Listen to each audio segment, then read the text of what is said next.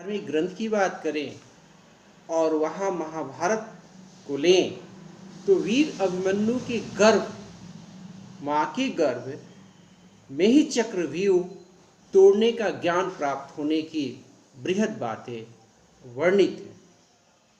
यदि हम कानबर्न दार्शनिक जी को समझें तो उन्होंने स्पष्ट लिखा है, प्रगतिशील व्यवहार व्यवस्थापन की प्रगति को अधिगम कहते हैं। Learning is a process of progressive behaviour adaptation. क्या खूब किसी ने लिखा है। नैतिक शिक्षा, जो व्यक्ति जीवन में एक बात खोजता है वह आशा कर सकता है कि जीवन समाप्त होने से पूर्व वह उसे प्राप्त हो जाएगी। काफी मार्मिक चीजें हैं।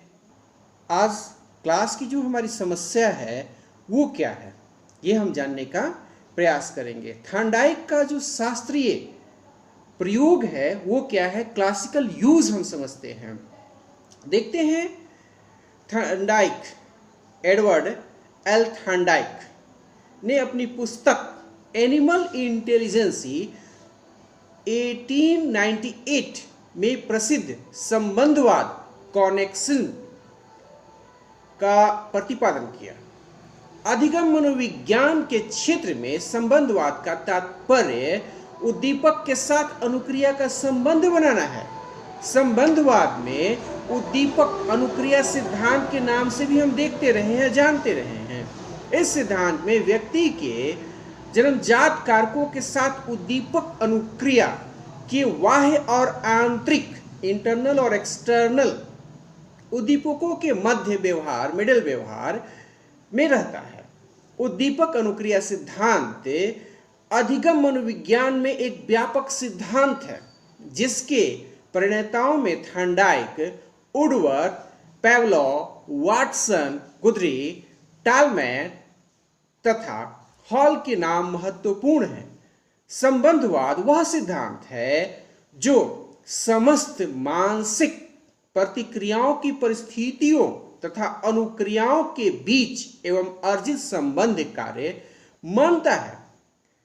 कॉनेक्सिज्म is the doctrine that mental process consists of the functioning of the native and accurate connection between situation and response। यहां देख लेते हैं उद्दीपक अनुक्रिया S and R। Definitions: learning is the, we try to understand crow and crow. Definition: learning is the acquisition of habits, knowledge and attitudes। S indicating stimulus उद्दीपक, R indicating responses अनुक्रिया। मतलब हम लोग उद्दीपक और अनुक्रिया का संबंध देखेंगे जिसमें स्टिमुलस और response की बातें जानेंगे। देखते हैं प्रतिनिधित्व प्रयोग क्या है। दी रेस्पॉन्सिबिलिटी जो होती है उसको हम लोग समझते हैं कि ये एक्सपेरिमेंट जो है वो थॉर्नडाइक क्या बता रहे हैं।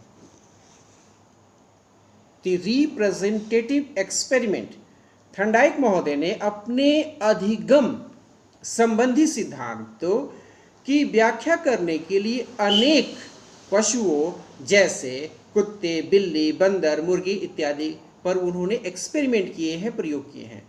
किंतु उनकी पुस्तक एनिमल इंटेलिजेंस में वर्णित बिल्ली पर किया गया प्रयोग और उसके अवलोकन बहुत ही महत्वपूर्ण है। इसे उनके प्रयोगों का एक प्रतिनिधित्व प्रयोग मानते हुए उसके विवरण को हम लोग समझने का प्रयास करते हैं। थॉर्नडाइक का शास्त्रीय प्रयोग जो क्लासिकल यूज है, एक्सपेरिमेंट है, उसे ध्यान से समझते हैं आज क्लास में। थॉर्नडाइक का क्लासिकल यूज एक बिल्ली को एक पिंजड़े जिसे पजल बॉक्स, पहेली पेटी कहा गया, में रखकर किया गया है। यह एक सरल प्रयोग था। पिंजड़ा उस प्रकार बनाया गया कि एक डोरी के खींचने या उसके बटन को दबाने से पिंजड़े का जो दरवाजा है वो ओपन हो जाता था, खुल जाता था। पिंजड़े के बाहर मछली रखी गई थी। एक भूखी बिल्ली को पिंजड़े में रखा गया तो वह मछली को देख उसे पाने के लिए उसने कई प्रकार के एक्सपेरिमेंट कर डाले, जिससे कि वह बाहर निकल करके उस मछली को अपने आप को पकड़ सके। बाहर निकलने के प्रयास में बिल्ली ने कई तरह के जो व्यवहार हैं उसको किए, जैसे उछल कूद किए, पंजे उसने चलाया, इधर उधर घूमना, छटपटाना, ये सारी एक्टिविटी उसने कर डाली। इस उछल कूद में अचानक किसी प्रकार बिल्ली का पंजा उस डोरी पर पड़ गया और पिंजड़े का जो दरवाजा है वो ओपन हो जाता है, खुल जाता है। बिल्ली बाहर निकल अपनी भूख मिटाने में वो सफल भी होती है। थॉर्नडाइक ने पुनः बिल्ली को पिंजड़े में बंद कर दिया। बिल्ली पुनः उस मछली को खाने के लिए और बाहर निकलने के प्रयास वो करने लगती है, किंतु इस बार उसने पहले की अपेक्षा कम उछल कूद किया और वो वहां तक पहुंचती है और कम समय में ही डोरी को ओपन करने में सफल होती है और बाहर आने में भी वो सक्सेस कर जाती है। इस प्रकार के प्रयोग के कई क्रम में थॉर्नडाइक ने यह देखा कि अगले क्रमों में बिल्ली के निरर्थक प्रयास वो कम हुए और समय भी कम लगे और वो बाहर आसानी से निकल करके उस मछली को खाने में उसने सफलता भी प्राप्त किए। त्रुटियां कम हुई और त्रुटियां कम होती गईं। एक बार यह देखा गया कि बिल्ली को पिंजरे में रखते ही बिल्ली ने बिना त्रुटि किए उस डोरी को खींची और बाहर वो आ गई और बिल्ली जो थी वो मछली को खाने में एक बार में ही वो सफलता भी प्राप्त करती है। प्रयोग के निरीक्षणों से थॉर्नडाइक ने यह निष्कर्ष निकाला कि उद्दीपकों के प्रति सही अनुक्रिया के साथ संबंध कनेक्शन का जो प्रयास है वो निर्माण कर बिल्ली सीख गई और वो बाहर आसानी से निकलने में भी सक्सेस की सफलता प्राप्त कर ली। Connection between S and R. S indicating stimulus उद्दीपक, आर इंडिकेटिंग रेस्पॉन्स अनुक्रिया। मतलब हम लोग उद्दीपक स्टिमुलस और अनुक्रिया रेस्पॉन्स को यहाँ देख रहे हैं और ये बिल्ली और मछली कैट एंड फिश का जो कनेक्शन है वो इसी प्रकार है। थॉर्नडाइक के अनुसार बिल्ली द्वारा बाहर निकलने की विधि का अधिगम करने के लिए दो बातों का होना आवश्यक था। 1. बिल्ली का भूखा होना। यह इसलिए आवश्यक था कि बिल्ली अधिगम हेतु अभिप्रेरित रहे, जिससे वह प्रयास कर सके, और नेक्स्ट नंबर भोजन मछली का होना, जिससे वह भूख मिटा सके। थॉर्नडाइक ने इस प्रयोग के आधार पर अधिगम के नियमों का प्रतिपादन किया, जो पशु और मानव दोनों के अधिगम में अनुक्रिया अनुबंध संरचना SNR को ये इंडिकेट कर रहे थे, उस तरफ हमें लेकर के जान भी रहे थे। SR बॉन्ड का ये निर्माण भी और स्ट्रक्चर को भी यहाँ इंडिकेट कर रहा होता है। हम पहले भी जान चुके हैं, S इंडिकेटिंग स्टिमुलस उद्दीपक एंड R इंडिकेटिंग रेस्पॉन्स अनुक्रिया। जो थॉर्नडाइक लॉज है वो लर्निंग का, उसको भी हम लोग समझते हैं कि कैसे हम लर्न करते हैं, कैसे अधिगम की बातों को जान पाते हैं, सीख पाते हैं। विभिन्न मनोवैज्ञानिकों ने प्रयोगशाला विधि द्वारा पशुओं का परीक्षण करके अधिगम के नियमों की खोज की, किंतु अधिगम के नियमों को क्रमबद्ध करने का जो श्रेय है वो थॉर्नडाइक को ही दिया जाता है, उसको ही जाता है। थॉर्नडाइक के अधिगम के नियम उद्दीपक अनुक्रिया सिद्धांत या संबंधवाद सिद्धांत पर आधारित है।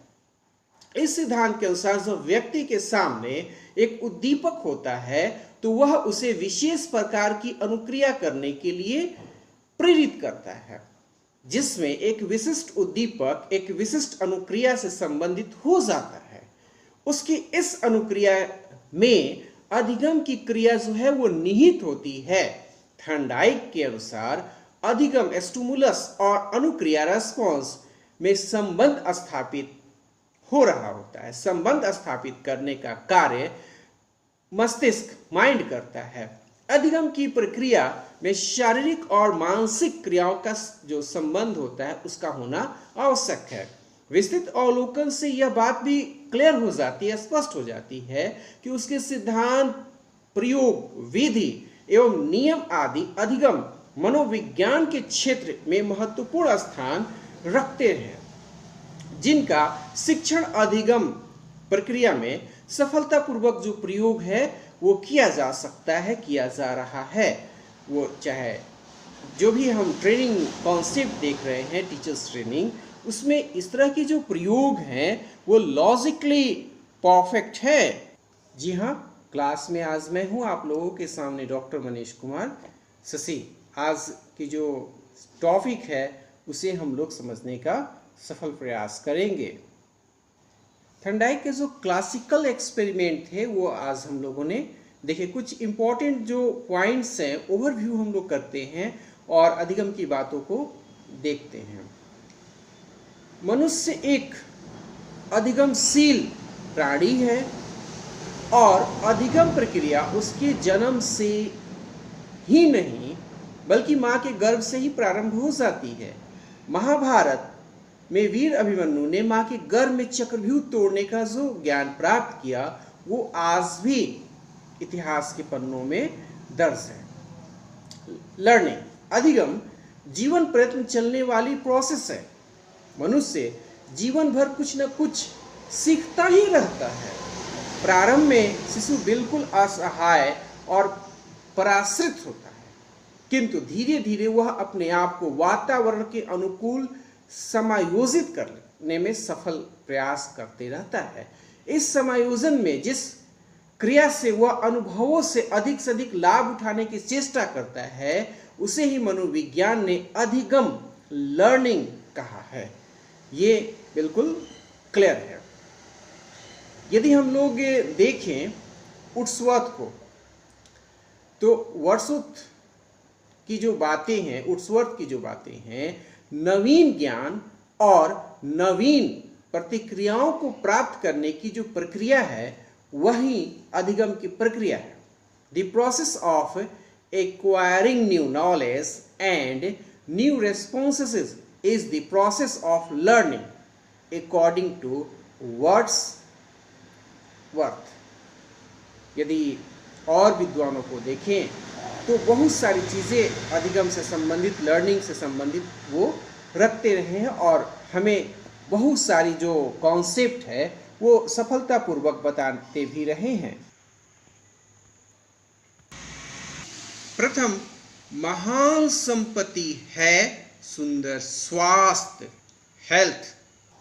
थर्नडाइक की जो ये क्लासिकल थिंग्स थ्योरी देख रहे थे, एक्सपेरिमेंट देख रहे थे, इसके बाद कुछ मोरल स्टडी के जो पॉइंट्स हैं वो आप लोग की डिमांड पर आज क्लास में हम लोग उसे देखते हैं। कहा गया कि स्वास्थ्य में आलस्य नहीं करना चाहिए, मतलब स्वाध्याय हो, स्वास्थ्य हो, इनमें हमें बिल्कुल आलस्य से दूर रहना चाहिए। स्वाध्याय और संयम से हम परमात्मा का साक्षात्कार भी कर सकते हैं।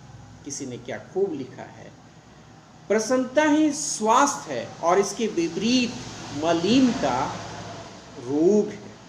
ये समझने की आवश्यकता है। हम प्रशिक्षु को, लर्नर्स को, स्टूडेंट्स को, विद्यार्थी को है, हमारी आवश्यकताएं जितनी कम होती हैं हम ईश्वर के उतने निकट होते हैं। किसी ने लिखा है, बिना देखे कभी किसी वस्तु का पान न करें और बिना पढ़े कभी भी हस्ताक्षर न करें। मेरे पिताजी अक्सर कहा करते थे, सेवा का फल कभी व्यर्थ नहीं जाता। बिल्कुल स्पष्ट है। गुरु जी की एक वाणी, जो सच्ची सेवा करने वाला है उसका प्रचार तो अपने आप हो जाता है। निश्चित रूप से ये चीज़ें जीवन में प्रेरणादायी है और इस बेस पर हमें जीवन में हमेशा आगे बढ़ते रहना है।